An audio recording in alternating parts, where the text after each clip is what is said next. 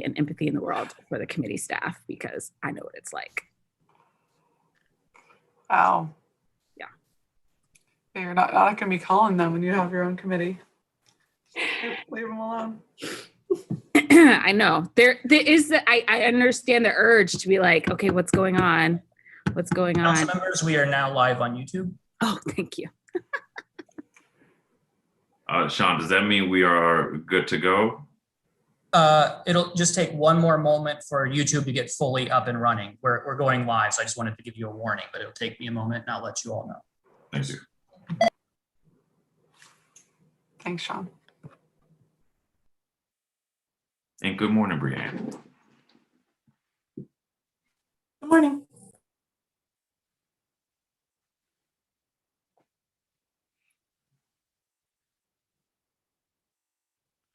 Good morning, Jen. Good morning. I don't know how you smile so much this time of year. Well, you know, if I didn't smile, then I would probably be in the wrong job, right? If I guess didn't that's enjoy right. it. So. I like it. All right, council members, we are live on YouTube, and Councilmember White, you can begin when you're ready. Thank you.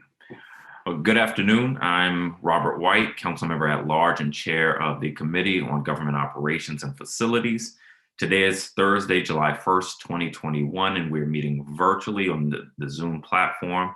The time is now 10:10 a.m. and I'm calling to order this additional meeting of the committee. We have a quorum consisting of myself, Ward 1 Council Member Brianna Doe, Ward 2 Council Member Brooke Pinto, and at-large Council Member Christina Henderson. The only item on today's agenda is the report and recommendations of the Committee on Government Operations and Facilities on the fiscal year 2022 budget for agencies under its purview. All council members and staff should have received draft copies of this report via email 24 hours in advance of this markup, and an updated report incorporating technical adjustments and text edits since yesterday's circulation. We meet here today to consider a budget at a time of profound transition for the district. Over the last year, we have experienced profound loss from the ravages of disease, the dislocation of an inequitable economy in turmoil, the deadly impact of racial discrimination, and an unprecedented violent attempt to overthrow the federal government. It would be easy to wish for a return to normal after last year, but that normal was never good enough for too many of our residents. Our pre-pandemic normal rested on an unjust economy and a broken criminal justice system, housing instability and displacement, discrimination, systemic racism, and disenfranchisement. So while the district will continue to reopen and we will continue to return to the activities of pre-pandemic life, we must do so while fighting for equity, democracy, and social justice. If we're going to return to something better than the normal we have come to accept, we must take action to bring that change. I'm proud to put forward a set of recommendations in this report that I believe will advance social justice in our city. We have identified resources to support our returning citizens, our LGBTQ community, our seniors, and our veterans. We will strengthen our local democracy, defend our residents from discrimination, and uphold due process. This committee will invest in our district facilities, addressing the challenges with lead and environmental hazards, while also investing in a greener future. And we put forward a report that will strengthen oversight and accountability of the district government. Our budget proposal today will direct spending of nearly $800 million in fiscal year 22 across 16 agencies. Starting with reentry, the committee continues to focus on ensuring our returning citizens are set up for success when they are released from incarceration. To that end, this budget provides 20 housing vouchers for returning citizens as identified by the Office of Returning Citizens Affairs. These housing vouchers will help our returning citizens find stability and avoid displacement. In addition to housing vouchers, and with the support of the Reentry Action Network and Councilmember Allen, this budget would transfer $100,000 to the Office of Victim Services and Justice Grants to be dedicated to reentry housing. This budget also continues investments in the Access to Jobs pilot program and the Paralegal Fellowship program for returning citizens. These are two programs that have provided and will provide invaluable job training and workforce development opportunities for our returning citizens looking for employment and seeking to build long-term careers in the district. The committee is also proud to restore the $10,000 in one-time funds for the Commission on Reentry and Returning Citizens Affairs to support outreach, engagement, and advocacy efforts. The Commission's work helps support returning citizens, and thanks to their advocacy and bold ideas over the past few years. The committee was also happy to have the mayor's support in the proposed budget for the full funding of the Restore the Vote Act and the Helping Children Impacted by Parental Incarceration Amendment Act. These policies started as ideas from the Commission on Reentry and Returning Citizens Affairs that evolved into fully developed legislation and now have become fully funded laws. The Restore the Vote Act investments will help ensure that all our incarcerated residents, whether they are in the district or in federal facilities across the US, are able to register to vote and cast their ballots in all future elections. Keeping incarcerated residents involved in their communities and our democratic process will make their transition back into the community much more successful. Of course, we don't just want to support reentry, we want to avoid having our young people ever get involved with the justice system. To that end, this budget, with the support of the Judiciary Committee, invests in a study by CJCC of which programs and interventions most successfully keep our young people from becoming involved in the juvenile justice system, and a separate study on when and how incidents at school can lead to police interventions. The committee has also identified funding to address broader inequities in our criminal justice system by pre-funding our Bias in Threat Assessments Evaluation Amendment Act of 2021, which is a bill I introduced in February in response to the January 6th terrorist attack on our city and our democracy. Pre-funding this legislation will help ensure that the important work of tackling and eliminating bias in our policing and threat assessment of outside groups can start as soon as this legislation passes. In recognition of the service of our veterans, the committee identified funding to dramatically expand the Vets Ride program, allowing veterans to get 50% more trips each month to ensure more veterans are able to participate and to give veterans the freedom to choose where they travel. Of course, this is not the Housing or Human Services Committee, but the threat of displacement and homelessness is a shared priority for the full council. To address that, we were able to identify funding to send to our colleagues to fund 15 housing vouchers for senior citizens who are at risk of displacement as they age, and to invest in transitional housing for youth facing homelessness as they begin life in our city. We also identified $650,000 in this budget to rehabilitate our public housing stock, opening more units to residents in need of a place to call home. Turning now to the LGBTQ community, we've got a lot to be excited about this year. Before I get into specifics, I have to thank and congratulate Director Sheila Alexander Reed. She's been the director of the Office of LGBTQ Affairs for over 6 years now, and that's on top of decades spent consistently putting in hard work for LGBTQ people in DC. She's officially resigning to pursue private sector work later this month, and I understand that she is already effectively out on some well-earned vacation time. So Sheila, I hope you are relaxing somewhere and not watching this hearing, but still want to offer my deep thanks for all of your work as you transition. I also want to congratulate and thank the LGBTQ Budget Coalition for their advocacy over this past year. Representatives of Casa Ruby, Mary's House, the DC Center, the ANC Rainbow Coalition, the Stonewall Democrats, the Capital Pride Alliance, GLAA, Smile, Us Helping Us, HIPS, and other organizations have shown up consistently at hearing after hearing with clear, thoughtful demands. Their organizing is paying off. The mayor's budget proposal includes investments in the LGBTQ community that we are proud to endorse, even though many of them are outside this committee's jurisdiction. They include $1 million investment in a new shared space through DMPED, a low barrier shelter and domestic violence shelter for LGBTQ residents, a $500,000 LGBTQ workforce training program, and $50,000 to complete a study on LGBTQ residents' health. Within our committee, I'm pleased to support the mayor's proposal to fully fund the Care for LGBTQ Seniors and Seniors with HIV Amendment Act of 2020. This committee is relying on the Office of LGBTQ Affairs to monitor all these efforts and to make sure they're implemented thoroughly, thoughtfully, and quickly. As the office itself is heading into a leadership transition, the committee stands ready to lend whatever counsel and backup help we can at any time. The committee also identified additional resources for the LGBTQ community over the last few weeks. We're funding a study on how to support LGBTQ businesses, recognizing that they do a lot to support many LGBTQ people's social and political lives. We're sending funds for 20 LGBTQ senior housing vouchers to the Committee on Housing and Executive Administration, and I want to thank Councilmember Bond for facilitating that. We're creating a dedicated LGBTQ Veterans Coordinator who will sit in the Office of Veterans Affairs, but who we expect will be in close communication with the Office of LGBTQ Affairs. Of course, our LGBTQ community is one of many communities to have faced down discrimination, and the Office of Human Rights is the agency we call on to protect the rights of our residents.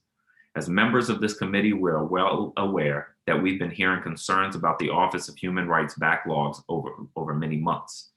Tackling discrimination quickly and fairly isn't just a matter of convenience. It's about sending a message to would-be offenders that they can't get away with discriminating in housing, employment, educational institutions, or public accommodations in the District of Columbia. The mayor's proposed budget includes some very good ideas for OHR, including significant one-time boosts to study their case processing times, knock out backlog cases, finish building their new case management system, and prepare for a surge of new cases as we hopefully continue to emerge from the worst phase of the pandemic.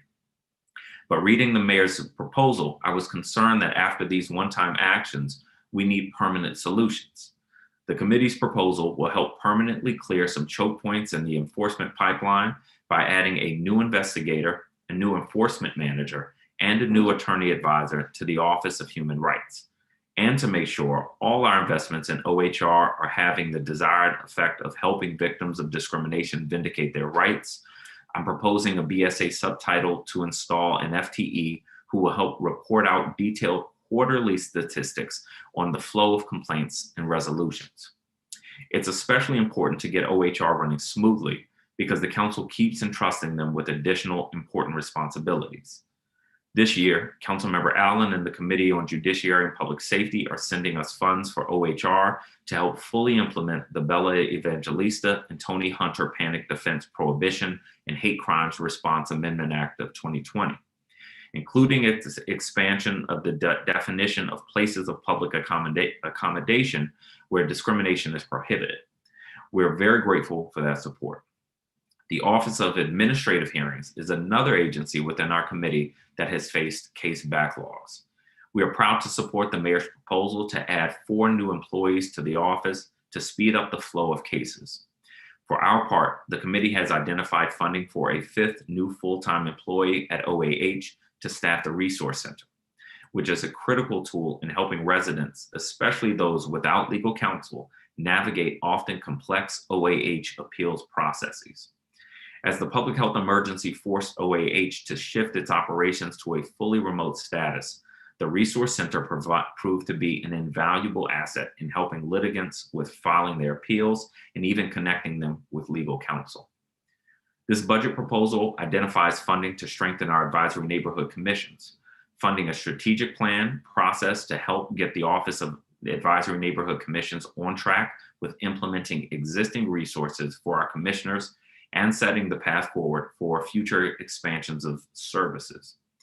In addition, the committee identified funding to help commissioners retain expert advice and assistance as they tackle complex legal, planning, zoning, licensing, and development issues. We also, with the support of Councilmember Allen, strengthened our campaign finance system by finally funding the Campaign Finance Reform Amendment Act of 2017, which will help put an end to pay-to-play politics and the perception of pay-to-play politics in the District of Columbia.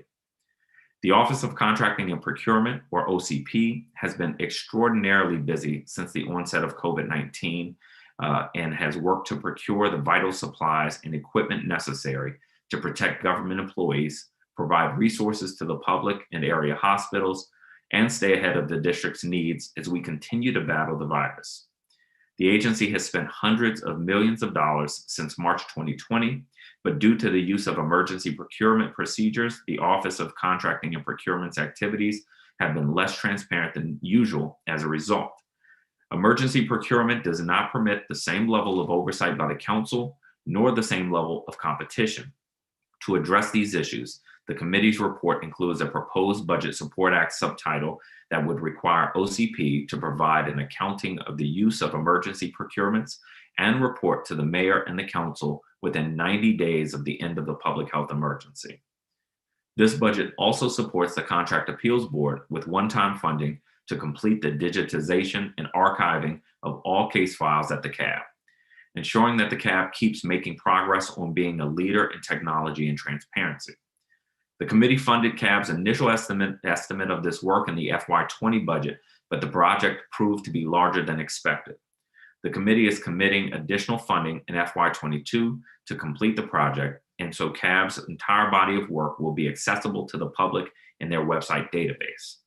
The committee is also restoring funding to the CAB's budget for Octo services and underfunded personnel costs. The mayor's proposed budget included a $26.5 million addition to the Office of the Chief Technology Officer, or Octo's budget. The agency will use these funds from the federal government's American Rescue Plan Act to tackle digital inequity, the severity of which the pandemic heightened and highlighted. The committee has included several policy recommendations and requests of Octo that will ensure the committee and council are kept informed about the use of these funds. The committee also helps to see substantially increased investment in broadband infrastructure as additional federal funding becomes available. We already have a hearing scheduled on this topic shortly after the council's summer recess. At the Department of General Services, I'm looking forward to some exciting changes based on the budget proposal before us. The mayor sought to add over $3.6 million to the capital improvement plan for energy retrofitting of DC government buildings. After hearing from advocates about how retrofitting fits into the district's broader climate goals, the committee is dialing that up further. In coordination with the Committee on Housing and Executive Administration, we're accelerating $1 million in funds from FY23 so that DGS can get to work right away on energy and emissions reduction upgrades at even more of our properties, and inserting another $2.7 million into the plan for retrofitting to take place in a few years. On the topic of sustainability, Councilmember Che and the Committee on Transportation and Environment are sending us funds for 3 new DGS staff members to promote zero waste programming across our public buildings portfolio. We're grateful to them and to Councilmember Allen and his committee for transferring $1 million to support immediate capital improvements at Eastern Market. We've also worked with Councilmember Bonds and the Committee on Housing and Executive Administration to accelerate some DC Archives capital funding from fiscal year 2024 to fiscal year 2023 to help get planning underway for a new home for our priceless historical records 1 year sooner. The committee is also proposing an enhancement of about $1.5 million to implement important portions of the Public Facilities Environmental Safety Amendment Act of 2020, making sure that our public spaces are routinely evaluated for lead and hazardous substances. Over the last 2 years, the committee has held numerous hearings on the ever-present risks our children face from lead in our parks, playgrounds, and public buildings. We're making a down payment on resolving these issues in a transparent way that will engage impacted communities. Finally, we're accelerating capital funding for critical system upgrade projects so that they are available in the last part of fiscal year 21. These funds will help DGS ensure that HVACs and other systems in district buildings, including DCPS classrooms, are fully prepared for the rigorous demand of our new normal, our pandemic ready, and our pandemic ready, post-pandemic ready. We could not have identified and addressed these shared goals without the support of members of this committee.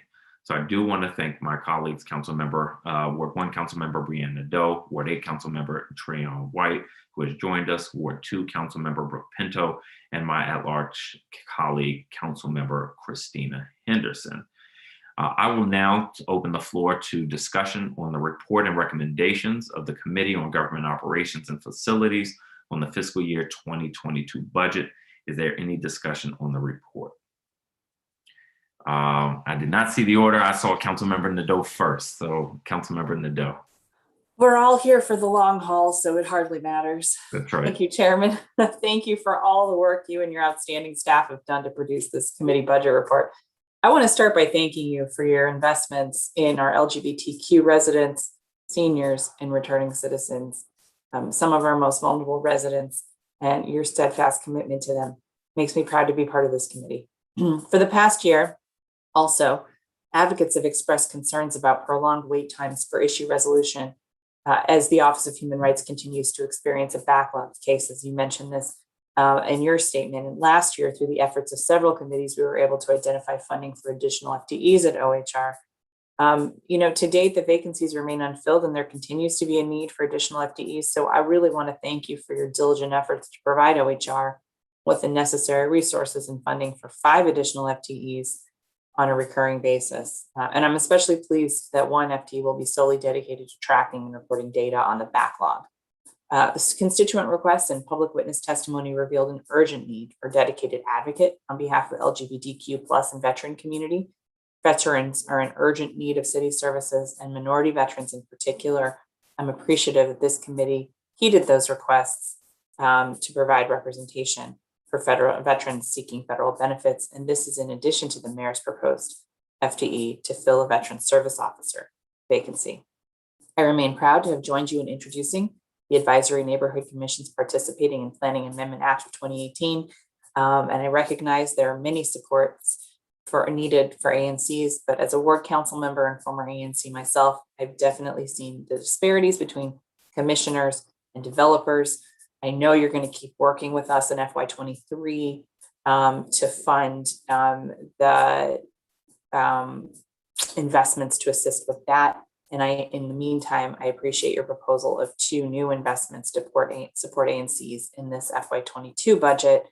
More specifically, the funding of a coordinated strategic planning process for the OANC and $150,000 in funding for OANC to fund expert assistance, which commissioners may procure on their own.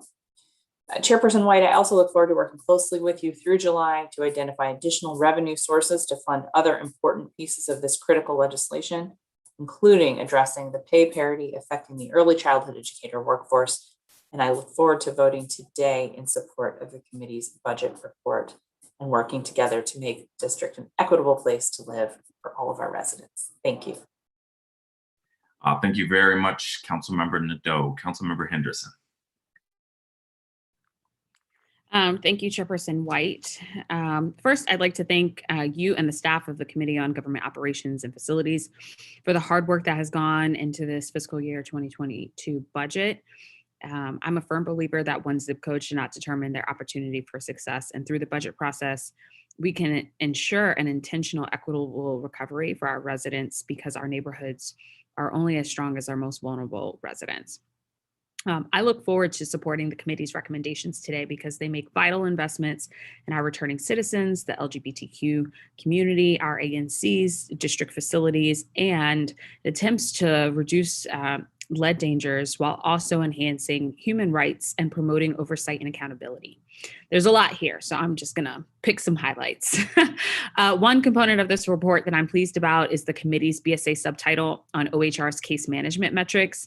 As the report notes, this issue came up during both the performance oversight as well as the budget oversight hearing, and the number of cases that have been outstanding for more than 3 years were staggering, 140. This was unacceptable during performance oversight hearing, and any case that's outstanding for over 3 years or over 2 years or over 1 year for that matter is unacceptable. I believe we should ensure that individuals have faith that when they file a case with OHR, it will be addressed in a timely manner.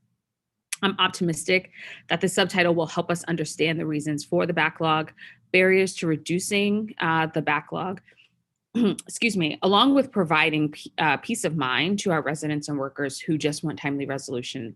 That help is on the way.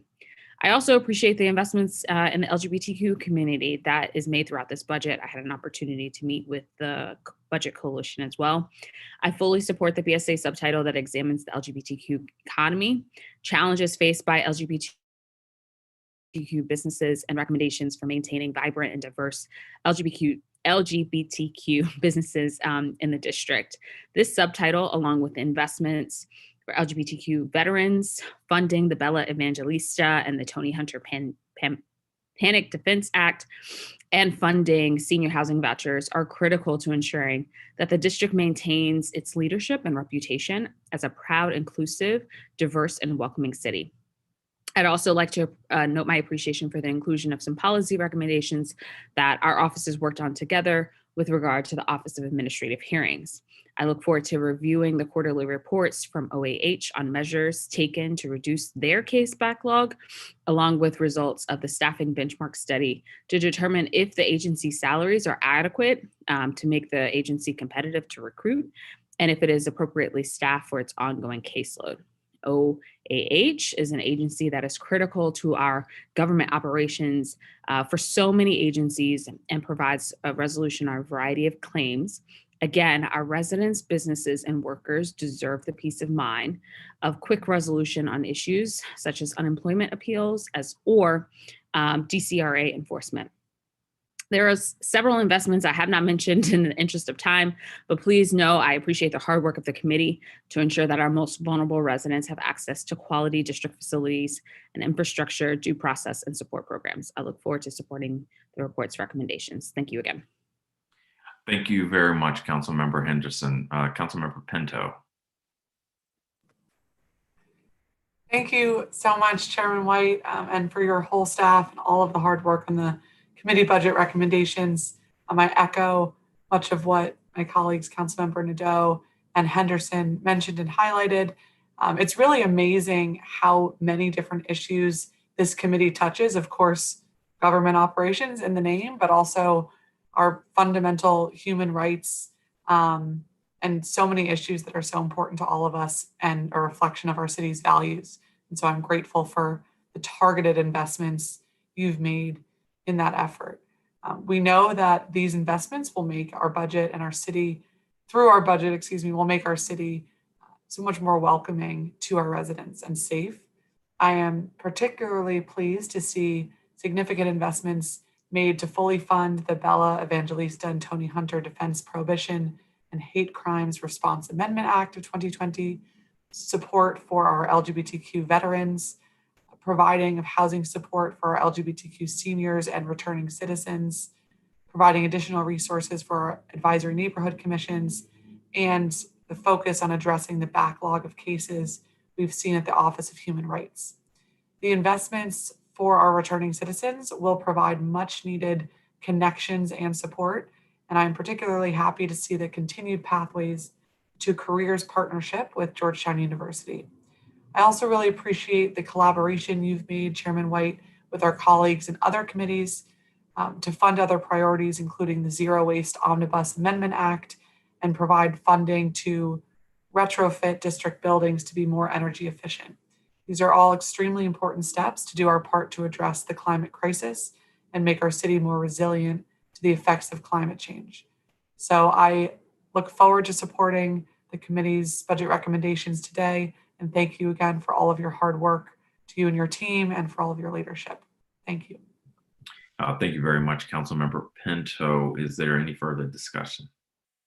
Councilmember Trayon White. Yes, absolutely. Good. What is this? Good morning, everyone. I'm sorry. I want to thank you, Chairman White, and our colleagues and staff. This budget process was mammoth, detailed, and extremely important test for our council committees. I understand and appreciate your full work and energy that you took and dedicated towards our senior citizens, our returning citizens, and our LGBTQ community. The FY22 budget priorities on this committee aim to achieve racial equity and inclusion, stated in the report, to achieve social justice and expand opportunities for district residents by enhancing oversight and accountability for the district government agency that serve us. I applaud funding for the requirements of DGS to test playgrounds for lead. I also noticed that there were issues with environmental hazards on playgrounds. However, the allocating of additional 265,000 for the rehabilitation of public housing does not do enough, which we will work hard to correct. I do want to note, hold on one second. I think I'm on the wrong thing. Excuse me.